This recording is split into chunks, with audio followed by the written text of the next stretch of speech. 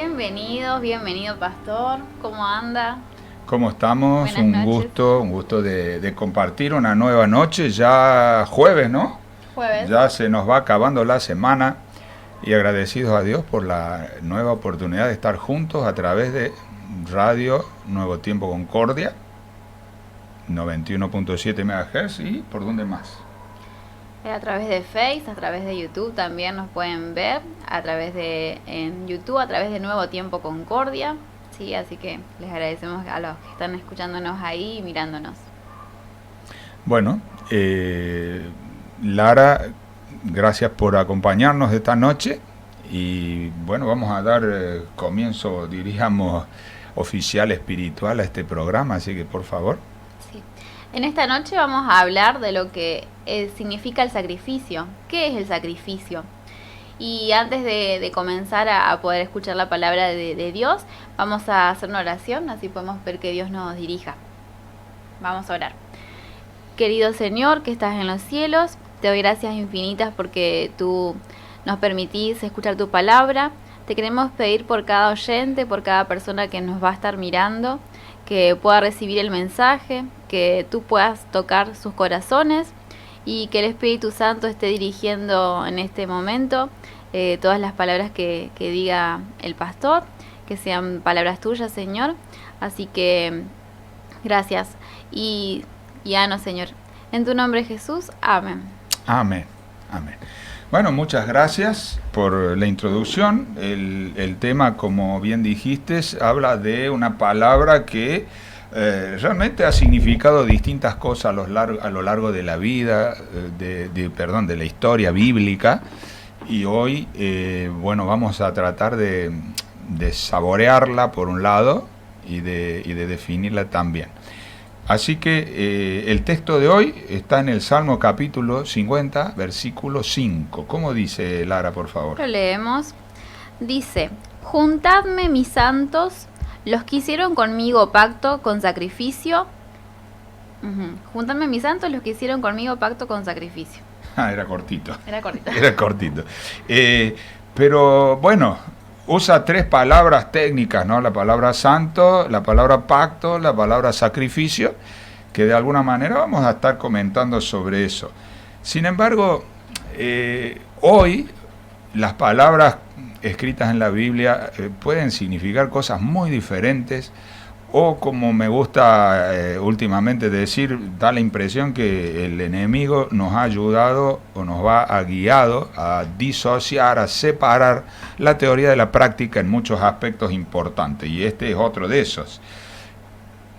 Por ahí estás escuchando esta predicación, este tema a través de cualquiera de los medios, y la duda va a surgir, o sea, ¿qué es el sacrificio verdaderamente?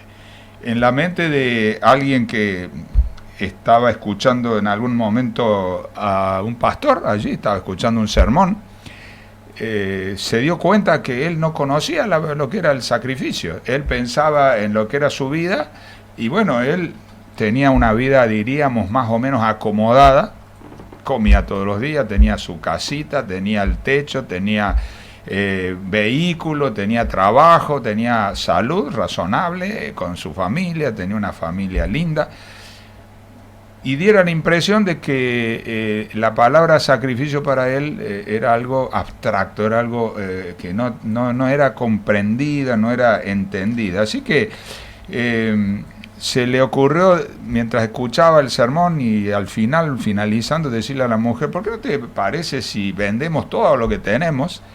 Y entonces hacemos ese sacrificio para saber cómo es vivir realmente sin nada, ¿no?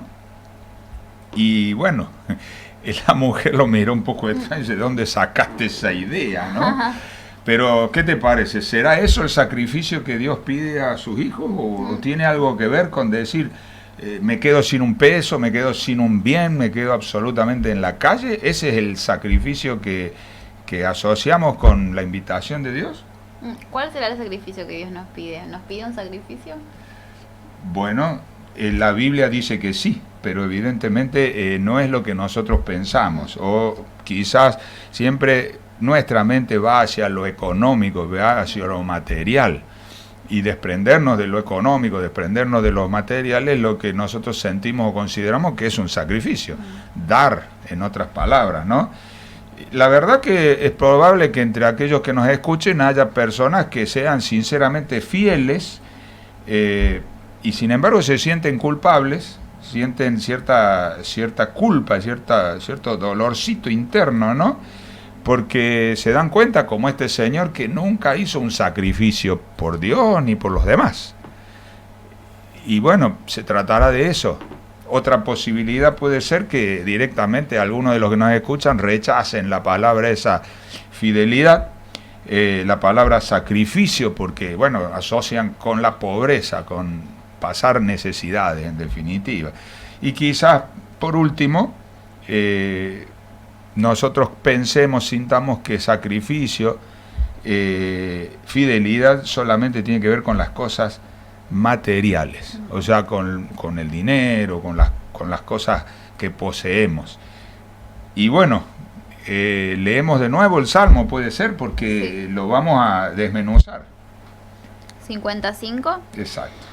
Juntadme mis santos, los que hicieron conmigo pacto con sacrificio. Exacto.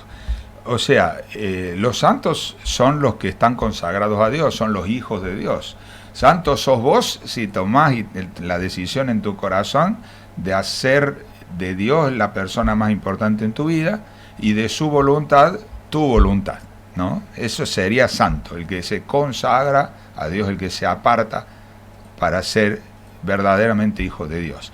Así que si vos sentís que ese es tu deseo, esa es tu decisión, este versículo te incluye, porque Dios dice: junten mis santos, reúnan a mis santos. Y aquí los define. ¿Quiénes son esos santos? Los que hicieron pacto conmigo. Bueno, la palabra pacto la vamos a desmenuzar en un ratito, pero el pacto que él define, dice, un pacto con sacrificio. Interesante, ¿no?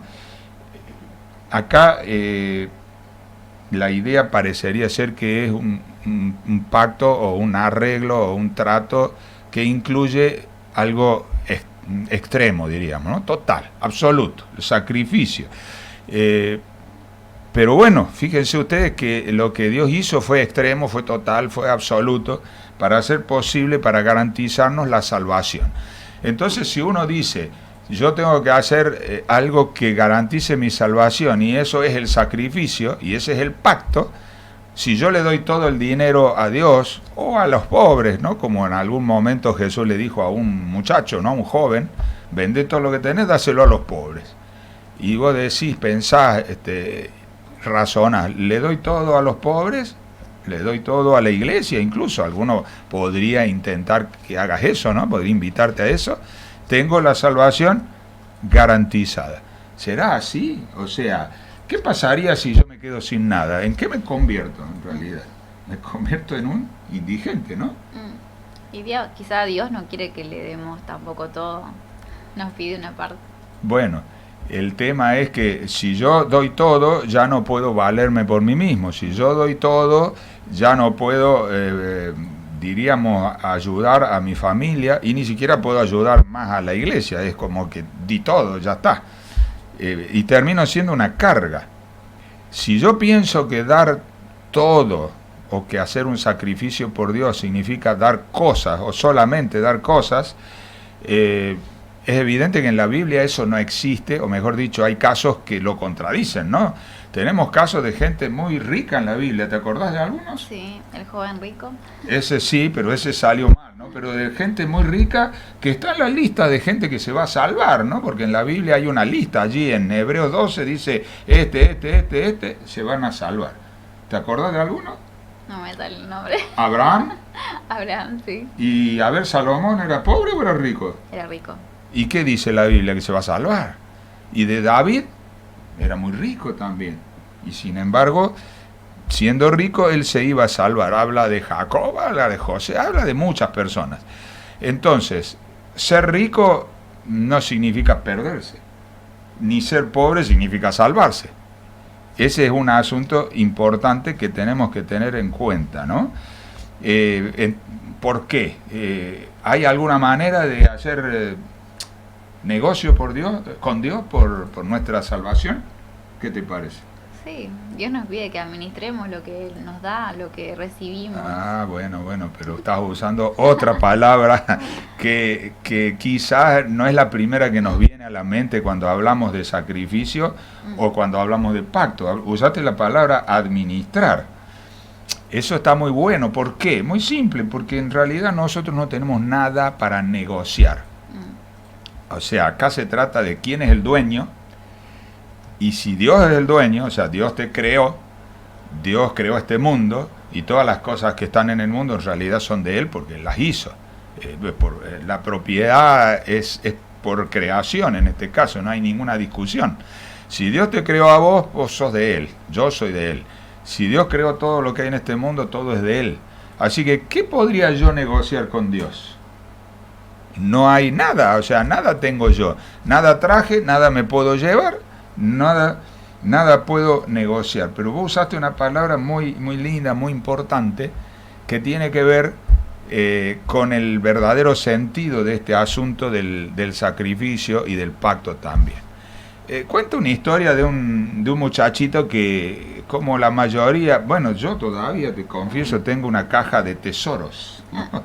Tengo una cajita con cosas, recuerdos de toda la vida, cosas que no sé, un pin de que me gané por alguna cosa, alguna lapicera que me regalaron alguna vez, algunas cositas de ese tipo, ¿no? ¿Vos tenés recuerdos? Sí, Cosas valiosas para vos. Cosas valiosas, fotitos de familiares. Exacto, alguna carta no tenés guardada también, También, ¿no? Porque de antes mi se esposo. usaban, claro, antes se usaban las cartitas, las tarjetitas, ¿viste? Y uno guarda eso con mucho cariño. Pero bueno, en este caso se trata de un chico, de un niño, que por supuesto no tenía cartitas de amor, tenía todas otras cosas que para él eran muy valiosas, quizás una bolita, alguna cosa, ¿no? Pero un día lo ve a su primo, que aparece por su casa con una lupa. Nunca había visto una lupa. Y cuando lo ve al primo un poco, le muestra cómo usar la lupa, se enloqueció. Así que le propuso al primo darle toda su cajita con sus tesoros a cambio de la lupa. Y el primo lo pensó un ratito y le dijo, bueno, hacemos negocio. Así que este muchacho estaba feliz con su lupa, aunque le había costado todo, ¿eh? Le había costado todos sus recuerdos, todas sus cosas valiosas. La lupa era algo fantástico. Él empezó a descubrir los pequeños insectos, los veía de una forma que nunca imaginó, las cosas chiquitas, y él estaba con la lupa le servía para encender fuego, era una cosa bárbara. Y un día la mamá lo manda a la casa del primo, a la casa de los tíos. Y entonces él, ¿qué pensás que llevó en su bolsillo? La lupa. La lupa, no la dejaba ni a sol ni a sombra. Bueno, en la sombra no se ve tan bien con la lupa, pero él llevaba su lupa orgulloso a todos lados, así que apenas entra a la casa dice, miren, tengo una lupa. Y el tío lo mira y le dice, a ver, qué lindo, dice, qué bonita esta lupa. ¿Y cómo la conseguiste?, le pregunta. No, yo se la cambié a mi primo, dice. Bueno, vos sabés una cosa, que esta lupa es mía, le dice el tío, ¿no? El hijo le había sacado la lupa al padre y fue a hacer negocios con la lupa del padre, ¿no? Y bueno, ahora él se dio cuenta de una cosa, que vos no podés hacer negocio con alguien que no es el dueño. Él había hecho negocio con alguien que no era el dueño de la lupa. Y por supuesto el dueño le reclamó la lupa, ¿no? Espiritualmente hablando y en las cosas de lo que estamos charlando, de lo sagrado, de lo de Dios, la verdad es que no somos dueños de nada. Entonces sí, ese pacto que Dios nos propone, porque Él habla de un pacto que reúnan a los que han hecho pacto, implica un sacrificio de nuestra parte, pero hay que ver qué le podemos ofrecer a Dios, o qué le podría interesar a Dios, porque te repito, todo lo que tenemos es de Dios. Hasta nosotros mismos somos de Dios.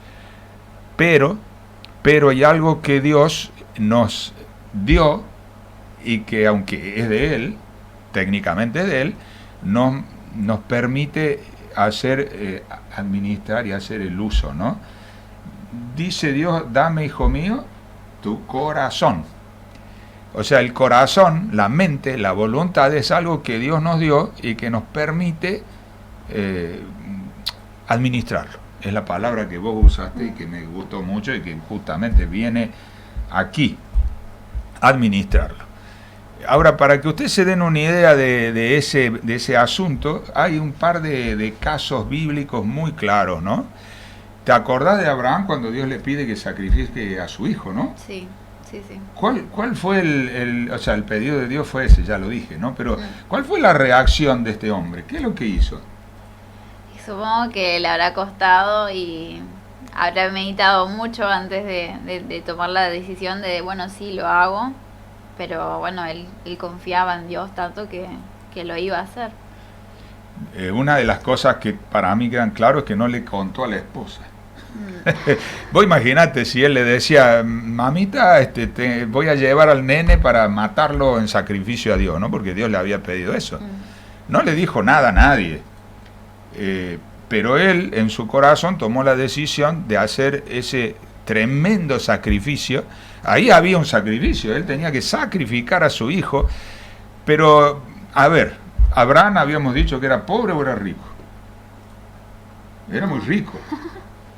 Era muy rico, era un hombre que tenía montones de camellos, montones de vacas, montones de burros, de ovejas, etcétera, ¿no? Mucha gente a cargo. Era un hombre muy rico. Si Dios le hubiera pedido, no sé, le hubiera pedido, dame todos tus bienes o tu hijo, ¿qué hubiera elegido él? ¿Qué le hubiera ofrecido a Dios? Todos los bienes, quizás. Todos los bienes, obviamente. O sea, cualquier padre normal elegiría perder todo su dinero y no tener que él mismo entregar a su hijo, ¿no? Y eso es una ilustración de lo que después haría Dios con Jesús, precisamente. Pero ahí nos está dando la pauta del sacrificio, ¿no? O sea, el sacrificio no es el dinero termina siendo de Dios. Todo lo que tenía Abraham, que eran joyas, animales, lo que sea, bueno, no se llevó nada, y a su hijo tampoco no era de él en el fondo, pero sin embargo la vida de su hijo fue el linaje o su herencia, y luego siguió a su vez lo que sería la descendencia hasta llegar a Cristo y hasta llegar a nosotros, si se quiere, simbólica o espiritualmente. Pero dice que cuando Abraham levanta el cuchillo, Dios le dice algo, ¿no? Uh-huh. ¿Qué es lo que le dice Dios cuando Abraham estaba a punto de sacrificar al hijo, de hacer el sacrificio que Dios le pedía? ¿Qué le dice Dios? Dice Dios, ahora conozco el corazón de Abraham porque él no retuvo a su hijo, su único hijo, de mí. O sea, Dios pide el corazón y ahora él dice, ahora estoy seguro que ya sé lo que hay en el corazón, en la mente, en la voluntad de este hombre. No rehusó ni siquiera a su propio hijo por obedecerme, por servirme, por hacerme caso. En definitiva, eso es lo que Dios estaba diciendo. Y de paso, esa prueba que Dios le puso no era para Dios. O sea, Dios sabía lo que había en el corazón de este hombre. La prueba era para el propio Abraham, por un lado, que claramente se dio cuenta que había, como quien dice, había pasado de grado, ¿no? O sea, una prueba tremenda, ahí superó todas las expectativas. Pero también era para todo el universo que estaba viendo a un hombre común y corriente tomar esa tremenda decisión, ¿no? Ahora, ahí está el pacto, ¿no? O sea, Dios le había dicho a Abraham que le iba a dar una descendencia enorme, que le iba a dar un territorio que iba a ser Canaán, y parece que cuando eso se iba concretando, que él tiene su hijo ya de viejito, Dios le pide un sacrificio. Así que ahí está la conexión entre el sacrificio y el pacto. Pero sacrificio a veces implica otra palabrita, ¿no? ¿Cuál sería? Sacrificio implica entrega. ¿Qué le entregamos? Claro, bueno, pero de nuevo, ¿qué le podemos entregar? O sea, a veces nosotros creemos que porque nosotros le damos a Dios dinero, el diezmo, ofrendas, que damos de nuestro tiempo, que damos alguna cosa que es valiosa para nosotros. Estamos haciendo una entrega adecuada, un trueque, una especie de negocio con Dios, y estamos entonces, entre comillas, forzándolo a Dios a que nos salve, ¿no? O sea, Él tiene que salvarme porque yo hice esto o yo le di esto otro. La realidad es que es verdad, cuando hay amor, uno termina dando, termina entregando, ¿no? De paso es la esencia del Evangelio. De tal manera amó Dios al mundo que dio, que entregó a su Hijo. Así que cuando uno ama, entrega. Pero a veces uno puede entregar sin amar, entregar de manera especuladora. No sé, se me ocurre que hay algunas hermanas acá dentro de nuestra comunidad, de la iglesia, que estaría bueno invitarlas a comer, porque así que cuando ellas te inviten, vos sabés que cocinan fantástico, ¿viste? Hay algunas que se distinguen. Entonces yo la invito y le doy mi comidita, humilde, lo que puedo hacer, pero sé que ella cuando me invite me va a devolver la invitación, me voy a comer como rey, ¿viste? Eso no suena como muy, no sé, muy desprendido, ¿no? Ni muy justo, nada. Suena muy pícaro, ¿no? Y bueno, cuando uno profundiza el asunto ese de que uno puede dar sin amar, pero no puede amar sin dar, entender ese negocio con Dios, ¿no? David lo entendió. ¿Por qué lo entendió? David había sido medio el mimadito de Dios. Dios lo había protegido en muchas ocasiones. Y parecía que el hombre era realmente una buena persona en muchos aspectos, ¿no? Él había respetado la vida del ungido de Dios, había hecho cosas que uno dice, qué buena persona. Pero en algún momento le erró feo, diríamos, ¿no? Desbarrancó, adulteró y mató. Dos cosas, obviamente, que son parte de los 10 mandamientos. O sea, dos pecados muy fuertes porque él aparte lo hizo voluntariamente. Y entonces Dios le manda a su profeta. Y el profeta le dice, bueno, acá tenemos un problema, rey, para presentarle. A ver, habla, le dice al profeta. Y el profeta le empieza a contar una historia aparentemente que nada que ver, ¿no? Le dice, mirá, resulta que hay un señor rico que tiene muchas propiedades y justo recibe visita y le quiere hacer la comidita, lo quiere invitar a su visita a comer. Él tiene un montón de ovejas, etcétera, pero ¿qué hace? Ve al vecino y el vecino tiene una sola ovejita que la quiere mucho, que la cuida mucho, pero el tipo va y a la fuerza le saca la oveja, la mata y hace la comida para su visita. ¿Qué te parece, rey? ¿Qué hay que hacer con ese fulano? Y el rey se enoja y dice, eso es tremendo. Mira todo lo que tiene y va y hace eso. Y el profeta le dice, mirá, vos sabés una cosa, ese sos vos. Vos que como rey tenías esposa, tenías bienes, tenías todo, y fuiste y le quitaste la mujer a otro y encima lo mataste. Y entonces recién ahí le cayeron las fichas, como decimos normalmente, y él se da cuenta de su tremendo pecado. Y allí, entonces le escribe el Salmo 51, que vale la pena leer un par de versículos. El versículo 10, por favor. Dice, Salmo 51:10. Crea en mí, oh Dios, un corazón limpio y renueva un espíritu recto dentro de mí. O sea, él se da cuenta que aunque había sido una buena persona, aunque había hecho muchas cosas por Dios, y de acuerdo a lo que Dios le decía, era malo. Y a veces necesitamos confrontarnos para darnos cuenta de eso, que alguien nos muestre. No nos gusta ver eso, no lo vemos fácilmente, lo hacemos y no nos damos cuenta. Sin embargo, él entiende el asunto de fondo, ¿no? Versículo 16, por favor, Lara. Porque no quieres sacrificio, que yo lo daría. No quieres holocausto.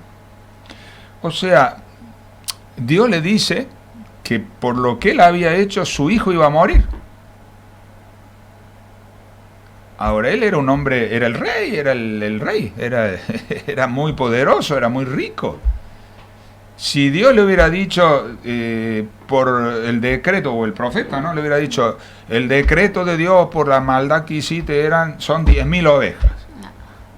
Él hubiera juntado las 10.000 ovejas, las daba calladito la boca, pero Dios le dice, por lo que vos hiciste, para que entiendas el poder del pecado y lo terrible del pecado, tu hijo va a morir. Tu hijo va a morir. La Biblia cuenta que él se desesperó, ayunó, oró, le suplicó a Dios, y el hijo murió nomás. El hijo murió. Y ahí él entiende lo terrible del pecado. Entonces, cuando nosotros comprendemos nuestra realidad, ese pacto que Dios pagó con la sangre de su hijo, tiene que salir de nuestro corazón esa comprensión, ¿no? Es el versículo que sigue precisamente, que David dice, la verdad que a Dios no le interesa mi sacrificio, material, económico. ¿Qué es lo que le interesa? Versículo 17. Dice, los sacrificios de Dios son el espíritu quebrantado. Al corazón contrito y humillado no despreciarás tú, oh Dios. Bueno, no sé, de nuevo, a veces hay que explicar las cosas para entenderlas porque es como que, repito, hemos separado la teoría de la práctica. ¿Qué es humillar el corazón? ¿De qué se trata el espíritu quebrantado? ¿Qué es eso de un corazón contrito o dolorido vendría a ser? Eso Dios no lo va a despreciar, porque Él dice, dame tu corazón, pero mi corazón es sucio, mi corazón es malo. Mi realidad es pecadora. Entonces, ¿por qué Dios me pide un corazón malo, un corazón sucio? Bueno, porque lo quiere limpiar, porque en realidad Él me ama, porque Jesús murió para darme la oportunidad de la salvación. Y recién cuando vos te das cuenta lo que produce el pecado, la muerte de Cristo, a veces un error en el cual muere alguien, creo que ahí, yo no sé, yo ando mucho en la calle, manejo mucho, y nunca, gracias a Dios, tuve un accidente en que alguien muriera. En una ocasión alguien quedó herido, se le machucó un pie, porque iba en moto y chocamos y le pillé el pie con la moto, ¿no? Se me cruzó, incluso no era algo, digamos, voluntario mío, pero fue una cosa tan fea, ¿no? Sentir que yo había herido a alguien. Si lo hubiera matado, no sé, como mi cabeza, lo que hubiera pasado. Pero Dios le muestra a David que eso que él hizo era terrible. Y entonces él dice, ahora me doy cuenta, vos no querés las ofrendas, los sacrificios de animales, vos lo que querés es un corazón que se enternezca y entienda cuál es el problema del pecado. Él no va a rechazar eso, dice el versículo.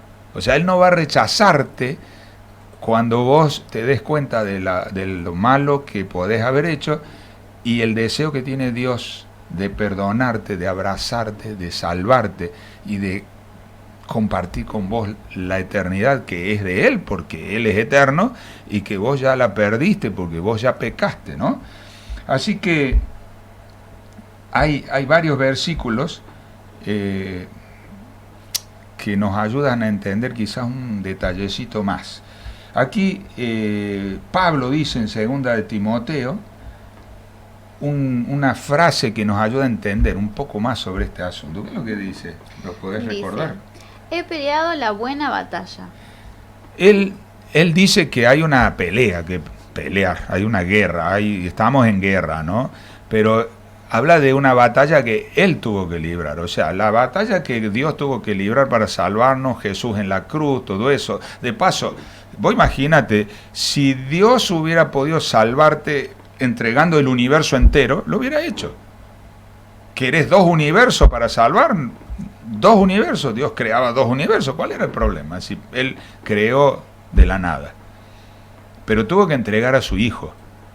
Tuvo que entregar a su Hijo. Ahora, ¿qué tenemos que hacer nosotros? Bueno, pacto con sacrificio. ¿Cuál es el sacrificio? Pablo dice que es la batalla que tenemos que librar, que tenemos que pelear. ¿Qué batalla? Bueno, sencillamente es la batalla contra el yo, la batalla contra mí mismo, es la batalla contra mi corazón, es la batalla más difícil. Yo no quiero humillarme, yo no quiero reconocer mis errores, yo no quiero aceptar mi culpa, y menos entonces confesarla, y menos pedir perdón. ¿Cuánto nos cuesta, no? Cuando nos equivocamos con alguien, pedir perdón. Yo no voy a preguntarte si alguna vez te peleaste con tu marido, pero no hace falta, porque es cuestión de estar casado para pelearse con el marido. Si estás casado, en algún momento va a haber pelea, ¿no? Qué difícil es, si vos después te das cuenta que fuiste la culpable o el culpable, ¿no? Porque Paul está allá operando y hace caritas como diciendo, no sé qué está diciendo, mejor no me meto en problemas personales, pero qué difícil es reconocer, me equivoqué. Qué difícil es reconocer, soy culpable, pequé, me equivoqué y te pido perdón. Esa batalla es la batalla más grande que existe del ser humano, es la batalla contra el yo, contra el orgullo.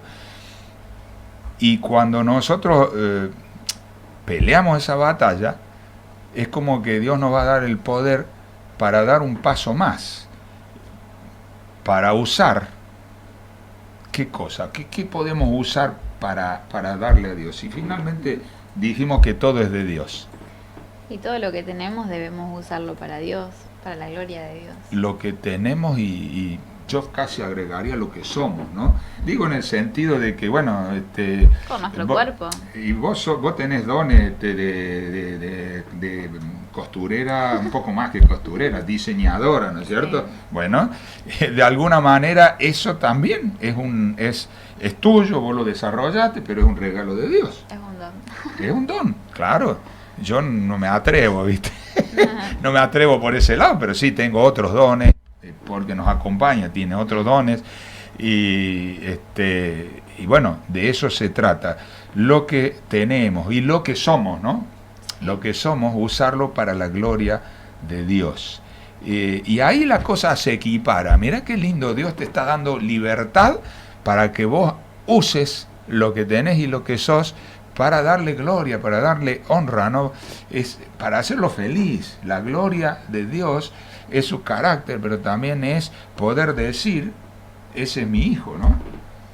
Yo la verdad que vengo medio derretido porque estuve visitando a mi nietita y bueno, es tan simpática esa mocosa, tiene 8 meses y vos la mirás y enseguida ella se ríe, te sonríe.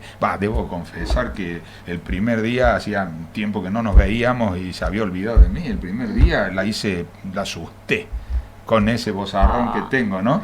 Pero después se ve que se dio cuenta nomás que era el abuelo y empezó a festejar mis morisquetas, mis chistes, cosa que no haría en este momento, que no haría nunca, excepto cuando uno se derrite con la nieta, ¿no? Bueno, el amor de Dios es algo así, ¿no? Se derrite por nosotros, está dispuesto a hacer cualquier cosa y lo hizo para salvarte. Ahora, Dios en su amor nos permite negociar eso, ese es el pacto. Yo acepto lo que Él hizo por mí, que por supuesto yo no lo puedo hacer, que es pagar mis pecados, expiar mis culpas, y me pide a cambio que yo le entregue mi corazón, le entregue mi voluntad, le entregue mi vida, o sea, le entregue mi amor. Por amor, a usar lo que soy y lo que tengo para hacerlo feliz, para darle gloria, para que Él diga, este es mi hijo, qué felicidad, ¿no? Como cuando Jesús se bautizó, ¿te acordás qué dijo el Espíritu Santo? ¿Qué dijo Dios, perdón, el Padre?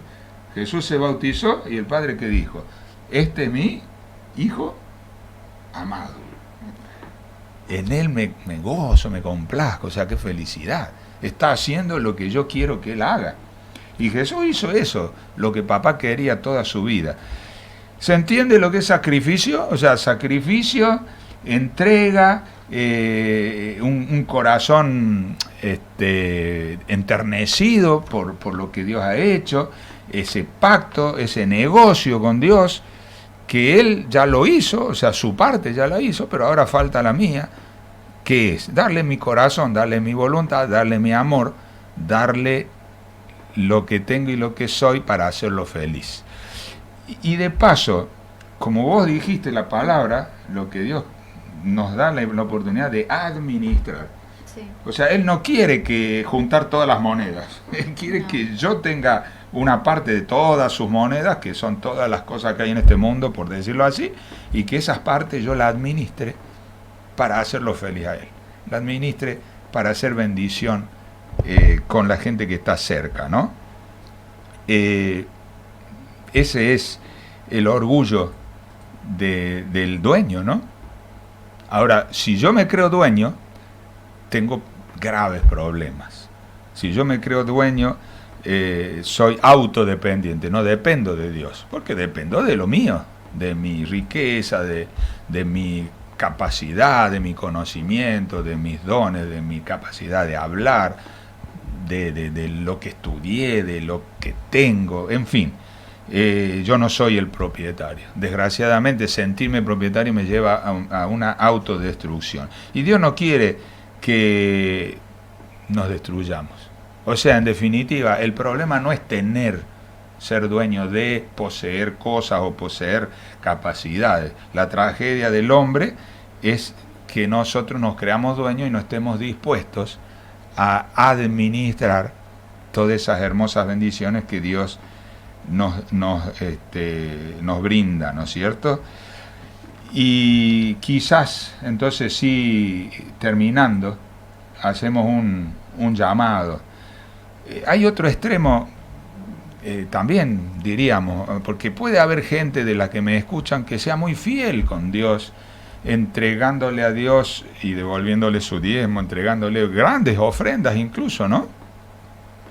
Pero como la historia digamos, de los padres ricos a veces, ¿no? Que en vez de darle a su hijo tiempo, en vez de darle a su hijo compañía, le dan dinero. Y yo conozco más de un caso de hijos ricos, hijos de ricos o hijos ricos, porque serían las dos cosas corresponden, que salen a robar, o que se drogan, o que hacen barbaridades como para llamar la atención en realidad de sus padres, porque lo que quieren no es el dinero, quieren a sus padres. Y Dios no quiere nuestro dinero, quiere a nosotros, nos ama a nosotros, quiere estar con nosotros. Vos imagínate que nosotros, no sé, digamos, bueno, Señor, vos sabés que yo no tengo mucho tiempo, así que te voy a dar el diezmo y te voy a dar una buena ofrenda, porque no tengo mucho tiempo ni de ir diríamos, a estar con vos en tu casa, ni de estar con vos en oración, ni de estar con vos escuchándote a través de la Biblia, ni de ayudar a otros representándote a vos. O sea, no tengo tiempo, así que toma dinero. No, eso no funciona, no sirve y sería también un autoengaño. Hay que terminar. Sí. Todo lo que tengo, todo lo que soy, quisiera entregarte, Señor. Esa es la oración que te invito a hacer. Todo lo que tengo, todo lo que soy, quiero entregarte y estoy dispuesto a usarlo como vos me digas. Porque en realidad, te repito, no es Dios te lo dio para que vos lo administres, lo disfrutes, lo uses. Él no lo necesita. Por eso David se da cuenta, dice, y Dios no necesita mi sacrificio. Isaías dice, y a través de los salmos de Isaías dice, Dios no quiere nuestro sacrificio, no quiere nuestros ayunos, lo que quiere es nuestro corazón. Dios dice, si tuviera hambre no te diría a ti, no te voy a pedir comida, tengo todo, hago lo que quiero, hago lo que necesito. Lo que Él quiere es tu vida. Tu vida no para que la pierdas, sino para que la uses.